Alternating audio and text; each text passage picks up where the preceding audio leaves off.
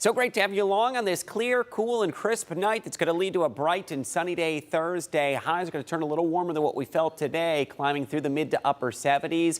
Humidity levels, though, and if you enjoyed the lower humidity, it is going to be a repeat for tomorrow. Very dry air that remains in place. Much of the day today, there wasn't even a cloud in the sky. Gorgeous weather that continues tonight. And with the clear skies, we're falling back very quickly. Some spots already in the low 50s. 52 over toward Wasion into Bryan, 51 in Defiance. Look at Hillsdale, 46 degrees, and low to mid 50s from Tiffin to Fremont and closer to the lakeshore. That warmer lake water is keeping areas toward the lake right around 60 degrees. So the weather impacts ahead for Thursday. Lots of sunshine, mild and low humidity. Into the weekend, gorgeous weekend for the pumpkin patches or the apple orchard as we get into the first full weekend of October. And then beyond that, next week will turn quite a bit cooler, several days back in the 60s. With the cooler weather, dry conditions, feels like we're just going to repeat what we had in September with extremely dry weather.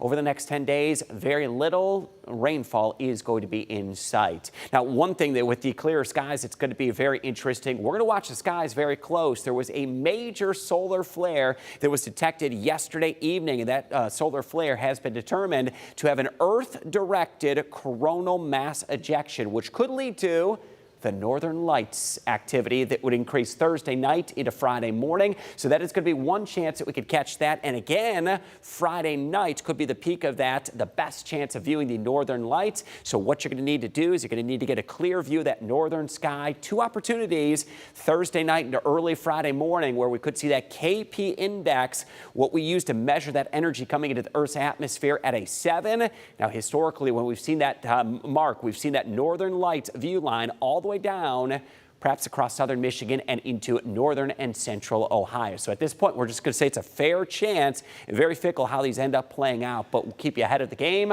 on what to expect with the Northern Lights later this week. Temperature-wise tonight, we go tumbling back into the upper 40s, right around 50 degrees for some areas to start the morning, highs into the afternoon, mid to upper 70s. We'll repeat that on Friday, back into the upper 40s, and into the afternoon, right back into the 70s for Friday. Tonight will be mostly clear, another cool night, down to 48 degrees, highs on your Thursday, mostly sunny, right at 77, and we're already looking forward to Friday.